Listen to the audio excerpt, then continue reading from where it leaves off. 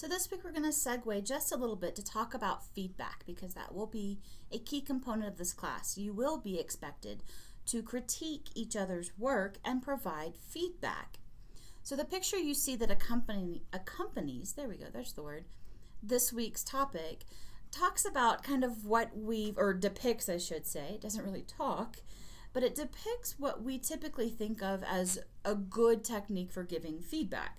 The sandwich approach, where you place criticism in between two components of praise. But I want you to think about how valuable that technique actually is in terms of being constructive or just being complimentary. And what is the purpose of feedback? It's an awkward area for many of us, and I can sympathize with that.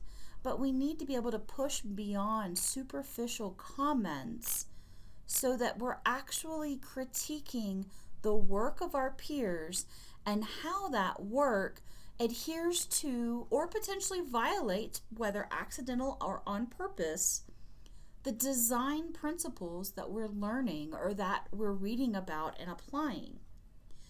And then putting that feedback in such a way that your peers can then incorporate your comments into changes.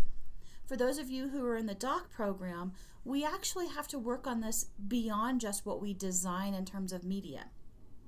We also have to do this with our writing.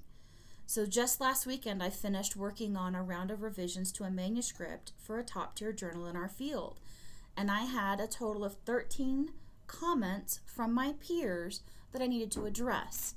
And if I disagreed with a particular comment, or if the comment wasn't actually something for me to change, I still had to address that comment when I was drafting my response back to the editor and the reviewers of my article. So feedback has multiple layers in how we use it, whether it's our work in a class, our work as a professional, or even our writing as a professional. So keep that in mind as you look at this week's topic and activities. Use the on-screen navigation to access another section of this week's overview.